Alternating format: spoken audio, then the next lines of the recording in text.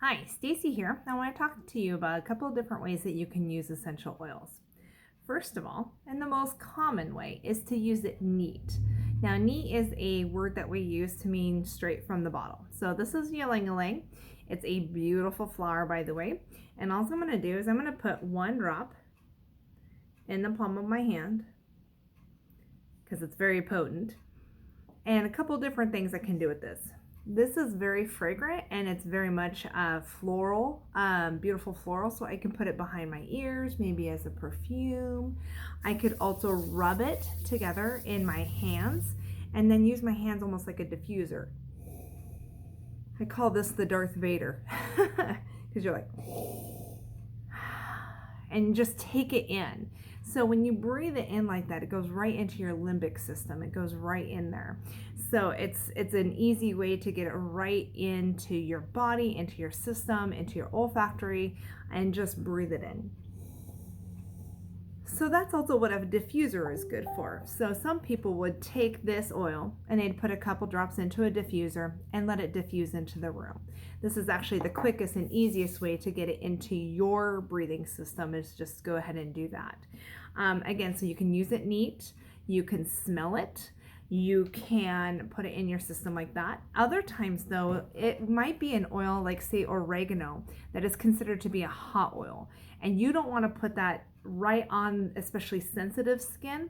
So what you could do is you can combine it with like say a coconut oil or an almond oil or any other kind of fatty oil, olive oil, whatever you've got. And what it helps dissipate the molecules of the oil on top of your skin.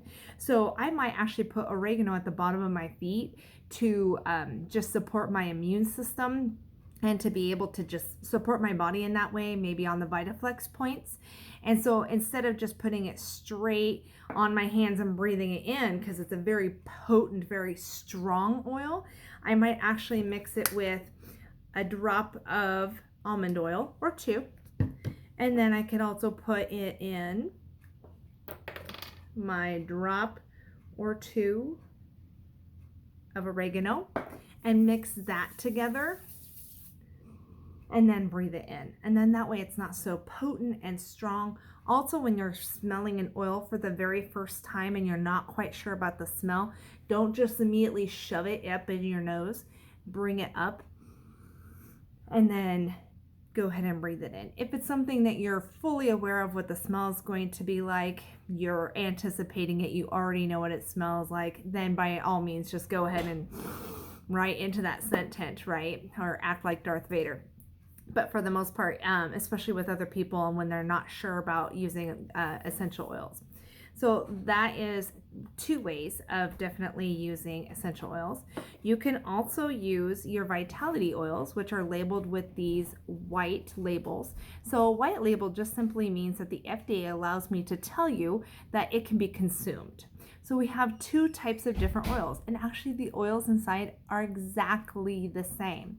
So if I have ginger in this bottle, then I can tell you publicly that I can put this in my tea. I can maybe put it into some brownies and give it or a ginger snap or something along those lines where I want an extra ginger flavor to it. But then the other bottle that has ginger in a brown label is a ginger that I might actually put over my tummy to support my digestive system. Have you ever used ginger for your digestive system? So yes, so maybe if I'm not feeling so well, I might put ginger in my tea and ingest it, which is the exact same oil in the brown label that I would take and rub over my stomach. See, the United States FDA requires us to label things differently that you consume for in your mouth. So this is also an oil that I can actually put under my tongue. I can just drop it right down in my mouth. I can put it in baked goods. I can, all different kinds of things. So you can use it that way. So what other ways can I use essential oils? So those are the three main ways, right? By smelling, by putting it on neat or putting it on my skin, and then also by just putting it in my mouth and consuming it somehow, some way, whether it be through tea or by eating or just putting it straight down into your mouth. A couple of different ways that people use oils, or sometimes they make rollers. So this is not all one specific oil. This one actually happens to have a blend. I've got Joy in here. Oh, sorry, I got a little bug. Got Joy in here and a couple of other different oils. You can also see there's some stones in there, kind of makes it a little pretty. So what you do is usually you have a recipe or some type of blend that you're putting together. You put them in, you take the roller top off, and then you add the rest with a carrier oil. Now carrier oils do expire, so this is something that once you start opening that carrier oil, you probably want to use within about 6 months, depending on when you open that carrier oil.